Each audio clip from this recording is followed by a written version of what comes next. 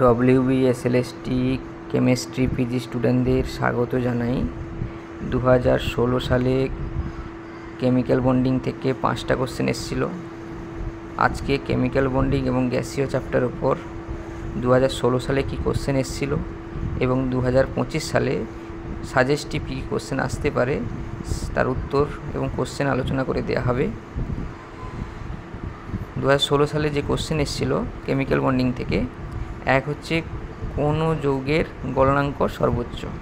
তাহলে গলনাঙ্ক যে আইনে যৌগগুলো দেওয়া আছে তোমাকে চিনতে হবে যে যে হ্যালোজেনগুলোর আকারের পার্থক্য রয়েছে। তাহলে আই মাইনাসের আকার বড় হওয়ার কারণে আই হচ্ছে বেশি সমযোজী হবে, আর সমযোজী হওয়া মানে গলনাঙ্ক কম হয়ে যাবে। তাহলে সবচেয়ে গলনাঙ্ক বেশি হবে LiF, কারণ LiF সব আইনে চৈত্য বেশি, ওর সমযোজী চৈত্য কম। তাহলে LiF এর গলনাঙ্ক সর্বোচ্চ 1-এর B। 2-এর কোশ্চেন, কোনটি সিওর সঙ্গে আইসো ইলেকট্রনিক নয়? আইসো ইলেকট্রনিক নয় মানে একই ইলেকট্রন নেই। সিওর যদি আমরা ইলেকট্রন সংখ্যা দেখি, কার্বনের 6 আর অক্সিজেনের 8, 814টা ইলেকট্রন। আমরা যদি বাকি অপশানগুলোতে তাকাই, N2-র ক্ষেত্রে 7-7-14 একই আছে।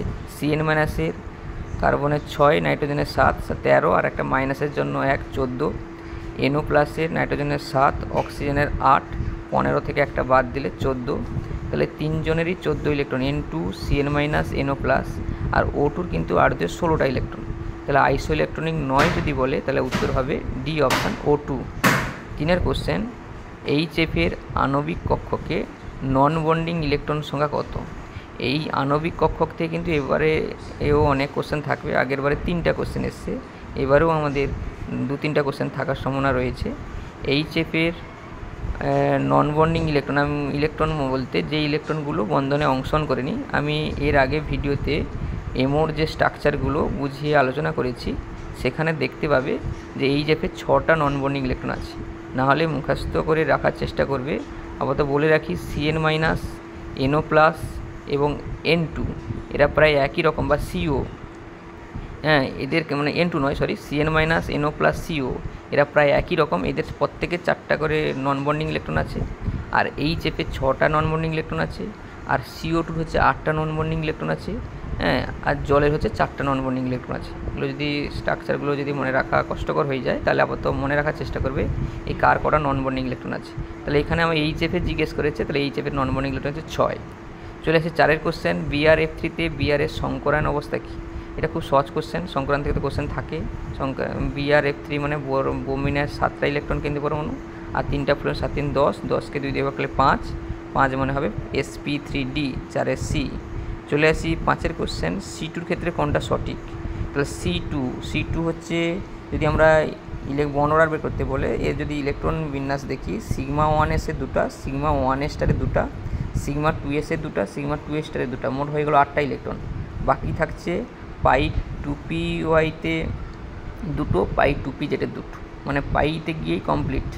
অর্থাৎ এর সবগুলোই যদি যুগ্ম ইলেকট্রন রয়েছে, এটা ডায়াম্যাগনেটিক হবে, কারণ σ1s থেকে একবারে π2py, π2pz পর্যন্ত ইলেকট্রন যুগ্ম আকারে রয়েছে, তাহলে এটা ডায়াম্যাগনেটিক হবে। আর এর বর্ণনার দেখি, বন্ডিংয়ে আছে কোনটা, σ1s-এর 2টো, σ2s-এর 2টো, আর পাইতে 2টো 4টা, মোট 8টা বন্ডিং। আর অ্যান্টি বন্ডিং রয়েছে 2 4টা, 8 থেকে 4 বাদ দিলে 4, 4কে 2 দিয়ে ভাগ করলে 2। বর্ণনার বের করতে হলে বন্ডিং ইলেকট্রন মানে অ্যান্টি ইলেকট্রন বাই 2 দিয়ে ভাগ করলে হয়ে যাবে। তাহলে বর্ণনার হবে 2 এবং ডায়াম্যাগনেটিক, অর্থাৎ 5-এর হবে ডি অপশান। চলে আসি আমাদের 2025 সালে কী কী কোশ্চেন আসতে পারে। আমি বলেছি 2025 সালে যে কোশ্চেনগুলো আসতে পারে, তাদের মধ্যে আমরা ফার্স্ট ভিডিওতে কেমিক্যাল বন্ডিং এবং গ্যাসিয়াস স্ট্রাকচারের সাজেশান ভিডিও দেওয়া আছে, সেখানে যা কোশ্চেন আছে সেগুলোই অবশ্যই আসবে, কারণ সেখানে হাইব্রিডেশনও রয়েছে, সেখানে বন্ধন কোণও রয়েছে, সেখানে ধ্রুবীয় অধিক রয়েছে, বর্ণনার রয়েছে, হাইড্রোজেন বন্ধন রয়েছে। সেই কোশ্চেনগুলো ভালো করে দেখবে, যিনারা দেখেছেন আবার একবার দেখে নেবেন মনে আছে কিনা, আর যিনারা দেখেননি আর ভালো করে আরেকবার একবার দেখে নেওয়ার চেষ্টা করবেন। চলে আসি তাছাড়া সেগুলো বাদে এবারে কি কোশ্চেন আসতে পারে। কোশ্চেন যেগুলো আসতে পারে, বর্ণনার থেকে তো কোশ্চেন থাকবে বলছি, বর্ণনাটা ভালো করে বুঝে নেওয়ার চেষ্টা করবে। বর্ণনারের আমি ভিডিও দিয়েছি, এবার কোশ্চেনগুলো দিচ্ছি। নিচের কোনটির বিও মানে বর্ণনার সিওর সঙ্গে সমান নয়? একটু আগে আমরা আলোচনা করলাম যে সিওর বর্ণনার 3 হবে, সিওর বর্ণরা 3 হবে। একই রকম বলে রাখি, মনে রাখার চেষ্টা করবে, CO CN minus NO plus, এই তিনজনের বর্ণরার কিন্তু তিনজন কিন্তু একই রকমের, তিনজনেরই 4টা নন বন্ডিং ইলেকট্রন রয়েছে। বর্ণরারে যে ছবিগুলো দেওয়া আছে ভিডিওতে দেখে নেবে, তিনজনেরই 4টা নন বন্ডিং ইলেকট্রন রয়েছে, তিনজনেরই বর্ণরা 3। আর আমরা N2রও বর্ণরা 3 জানি, আমরা নাইট্রোজেনের N1 হয় 3, এরও বর্ণরা 3 হয়। তাহলে বর্ণরার সমান নয় যদি বলে তাহলে আমরা কী হবে O2 প্লাস। তাহলে নিচের কোনটির বর্ণরা সিওর সঙ্গে সমান নয়, উত্তর হবে O2 প্লাস, কারণ বাকিদের বর্ণরা 3, সিওর বর্ণরা যেরকম 3, N2এর বর্ণরা 3, সিএন মাইনাসের বর্ণরা 3, NO প্লাসের বর্ণরাও 3। এবারে NO যদি হতো তার বর্ণরা 2.5 হতো। এবার নিচের কোনটির নন বন্ডিং ইলেকট্রন সবচেয়ে বেশি, একটু আগে আলোচনা করলাম নন বন্ডিং ইলেকট্রন কার্বন ডাইঅক্সাইডের 8 সবচেয়ে বেশি, তারপরে এইচএফ 6টা, তারপরে জলের 4টা, সিএন মাইনাসের 2টো, সিওর সিএন মাইনাসের 4টা, আর সিওর হচ্ছে 4টা, এনও প্লাসের 4টা, আর এইচএফের হচ্ছে 6টা। তাহলে সবচেয়ে বেশি নন বন্ডিং ইলেকট্রন হচ্ছে CO2। যেগুলো বললাম নোট করে লিখে নেওয়ার চেষ্টা করবে কার কটা নন বন্ডিং ইলেকট্রন আছে, আর নাহলে ওই নোট থেকে পেয়ে যাবে। চলে আসে 3-এর কোশ্চেন, নিচের কোন জোড়াটি উভয়ই প্যারামেটিক। তাহলে প্যারামেটিক হতে গেলে অযুগ্ম ইলেকট্রন থাকতে হবে। আমরা যেহেতু এখানে একটা স্ট্রাকচার মোটামুটি রাফ আইডিয়া পেয়ে গেছি আমরা, হ্যাঁ, যে সিএন মাইনাস এনও প্লাস এবং সিও এদের সবারই বর্ণরা সেম হচ্ছে এবং সবারই দেখো শেষ ইলেকট্রনগুলো সব একই জায়গায় রয়েছে এবং যুগ্ম অবস্থায় রয়েছে, সবগুলো কিন্তু diamagnetic, CN minus NO plus CO. আর N2ও ডায়াম্যাগনেটিক হয়, একমাত্র এখানে অপশান যেটা হবে ওই NO আর O2 প্লাস, O2 প্লাস হবে না, O2 প্লাস হলে কিন্তু ডায়াম্যাগনেটিক হয়ে যাবে, NO এবং O2 প্লাস। আমি সেখানে O2 প্লাস সাইডে লিখে দিচ্ছি NO এবং O2 প্লাস, কারণ NOর হচ্ছে বর্ণরার হচ্ছে 2.5, NO প্লাসে 3, একটা ইলেকট্রন, NOর হচ্ছে 2.5, তাহলে NOর 2.5 আর O2 প্লাসেরও দেখতে পাবো আমরা 2.5, O2 প্লাসের নয়, O2 প্লাসের, তো O2 প্লাসেরও দেখবো আমরা মনে হয়। তাহলে এখানে দেখবো অযুগ্ম ইলেকট্রন O2 প্লাসেরও থাকবে, NO প্লাসেরও থাকবে, তাহলে এই NOরও থাকবে, NO প্লাসে থাকবে না, সরি, NOর অযুগ্ম ইলেকট্রন থাকবে, O2 প্লাসেরও থাকবে, তাহলে উত্তর হবে NO এবং O2 প্লাস, 2 প্লাস নয়, এটা একটু কারেকশান করে নেবে। আর বাকিগুলো কিন্তু সব N2 ক্ষেত্রে অযুগ্ম ইলেকট্রন নেই, ডায়াম্যাগনেটিক, O2 অযুগ্ম ইলেকট্রন আছে প্যারামেটিক, দুটো কিন্তু প্যারামেটিক নয়। সিএন মাইনাসের অযুগ্ম ইলেকট্রন নাই, ডায়াম্যাগনেটিক, NO প্লাসেরও অযুগ্ম ইলেকট্রন নাই, তাহলে এটা দুটোই ডায়াম্যাগনেটিক, তাহলে একমাত্র সি অপশানটাই হবে। বারবার বললাম, আরেকবার বলে দিচ্ছি, অযুগ্ম ইলেকট্রন যা থাকবে তারাই প্যারামেটিক হবে। তাহলে NOর অযুগ্ম ইলেকট্রন একটা রয়েছে, O2 প্লাসেরও একটা অযুগ্ম থাকবে, তাহলে ওটাই হচ্ছে উভয়ই প্যারামেটিক, তাহলে 3 সি। চলে আসছি পরের কোশ্চেন, 101-এর কোশ্চেন, নিচের কোন আয়ন জোড়াগুলির মধ্যে বন্ধন কোণ সমান। তাহলে বন্ধন কোণ বারবার আলোচনা হচ্ছে, এক্ষুনি আমরা দেখতে পাচ্ছি সিএন মাইনাসের 3, NO প্লাসের 3, তাহলে ওই দুটোই সমান হবে। 102টা খুব ভাইটাল কোশ্চেন, গুরুত্বপূর্ণ কোশ্চেন, সিও সম্বন্ধে কোন তথ্যটি সত্য। সত্য বলতে সিও আমরা ট্রিপল বন্ড হয় জানি, কিন্তু এই বন্ধনগুলোর মধ্যে কী রকম বন্ধন হয় সেটা একটু জেনে নিতে হবে। তাহলে সিওর ক্ষেত্রে আমরা একটা সিগমা বন্ধন হবে, একটা পাই বন্ধন হবে, একটা অসমযোজী বন্ধন হবে, তাহলে এই হবে বি অপশান। আর বাকিগুলো দেখো কার্বন এবং অক্সিজেনের মধ্যে দ্বিবন্ধন নয়, 3টা বন্ধন হবে, এক বন্ধন, পাই বন্ধন এবং অসমযোজী বন্ধন, একটা সিগমা বন্ধন, একটা পাই বন্ধন, একটা অসমযোজী বন্ধন। আর 3টাও হবে না, আর ডিটাও হবে না, তাহলে হবে 102-এর বি অপশান, একটা সিগমা, একটা পাই এবং একটা অসমযোজী বন্ধন, সি ট্রিপল বন্ড ও হিসেবে লেখা হয়। চলে আসছে 59-এর কোশ্চেন, বন্ধন কোণ থেকে। বন্ধন কোণ হচ্ছে ভেসপার থিওরি থেকে জানতে পারবো।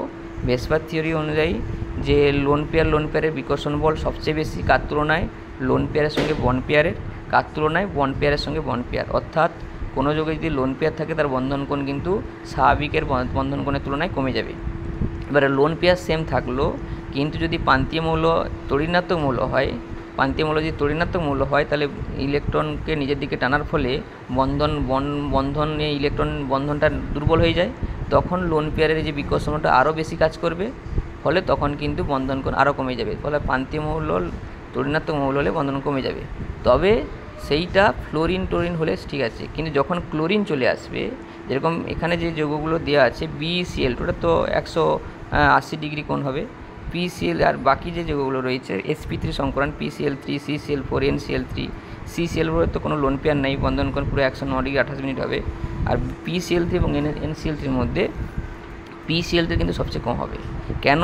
এখানে Cl কিন্তু ইলেকট্রন টানলেও এখানে ফসফরাসের আকার বড় হওয়ার কারণে এখানে কিন্তু বন্ধনটা কিন্তু দুর্বল হয়ে যায়। আকার বড় হচ্ছে আর এনের আকার ছোট, তাহলে বন্ধনটা বড় বন্ধন বলে দুর্বল হয়ে যায়। তখন কিন্তু বিকর্ষণ বল, লোন পেয়ারে যে বিকর্ষণ বল বেশি কাজ করার ফলে PCl3 বন্ধন কিন্তু কমে যায়। যদি এটা PF3 NF3 থাকতো তাহলে অবশ্যই NF3 ক্ষেত্রে আমরা বন্ধন কোণ বেশি হতো, হ্যাঁ, মানে NF3 ক্ষেত্রে বন্ধন কোণ কম হতো। আর এখানে Cl থাকার কারণে এখানে কিন্তু সেই তড়িৎনাত্মকতা ফ্যাক্টর কাজ করবে না। এখানে যে ফ্যাক্টরটা কাজ করবে, ফসফরাসের আকার বড় হওয়ার কারণে এই বন্ধনটা দুর্বল হয়ে যাচ্ছে, আর দুর্বল হয়ে যাচ্ছে বলে লোন পেয়ারে বিকর্ষণ বল সবচেয়ে বেশি কাজ করছে, ফলে বন্ধন কোণ কমে যাবে। তাহলে বন্ধন কোণ সবচেয়ে কম হচ্ছে PCl3। চলে আসি H2O এবং H2S। তাহলে দুজনের যদি দিকে তাকাই, একই রকম ব্যাখ্যা যদি করি, দুজনের দুটো করে লোন পেয়ার আছে, অক্সিজেনেরও দুটো লোন পেয়ার আছে, সালফারের দুটো লোন পেয়ার আছে। কিন্তু অক্সিজেন আর সালফারের মধ্যে সালফারের আকারটা অনেক বড়, হ্যাঁ, ফলে বন্ধন দুর্বল হয়ে যাচ্ছে। আর বন্ধন দুর্বল হয়ে যাচ্ছে মানে লোন পেয়ারের যে বিকর্ষণ বল বেশি কাজ করবে, ফলে বন্ধন কোণ কমে গিয়ে যেটা দাঁড়ায় 92.5, মানে ডি অপশান, 60 ডি।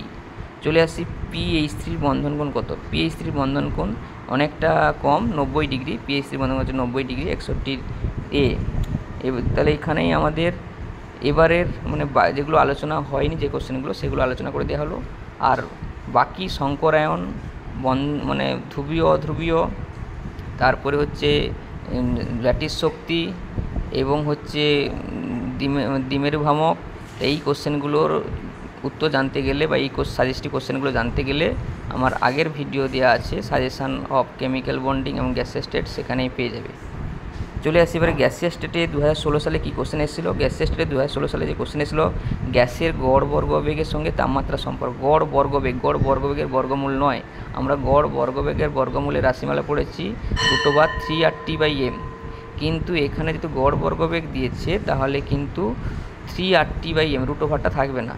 তা √, থাকছে না মানে তাপমাত্রার সঙ্গে সরাসরি সমানুপাতিক, অর্থাৎ সি অপশান হবে। যদি গড় বর্গবেগের বর্গমূল হতো তাহলে √T হতো, মানে T⁻½ হতো, কিন্তু যেহেতু শুধু গড় বর্গবেগ দিয়েছে তাহলে উত্তর হবে একে সি, তাপমাত্রার সঙ্গে সমানুপাতিক সরাসরি। চলে আসি এবারে গড় মুক্ত পথ।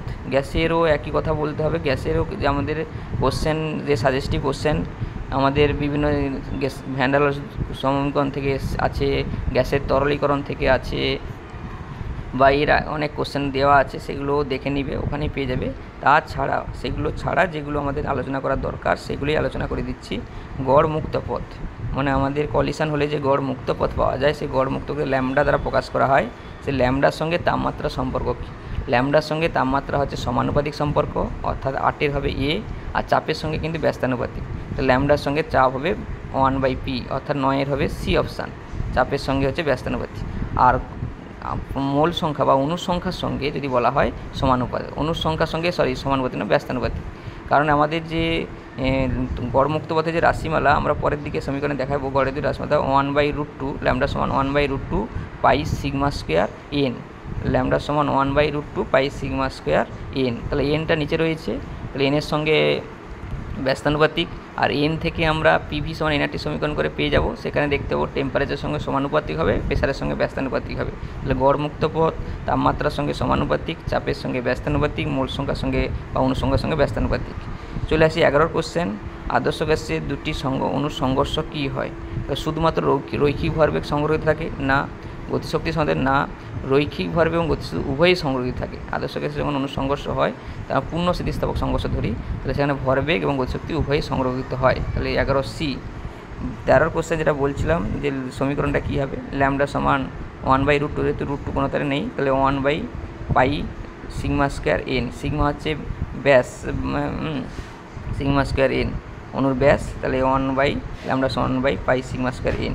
চলে আসে 14 কোশ্চেন। কোনো আদর্শ গ্যাসের চাপ পি হলে তার গতিশক্তি কত? তাহলে গতিশক্তির রাশিমালা আমরা যদি বের করি 3/2p হবে, গতিশক্তির রাশিমালা হবে 3/2p। চলে আসি 1 মোল দ্বিপরমাণু আদর্শ গ্যাসের অভ্যন্তরীণ শক্তি কত?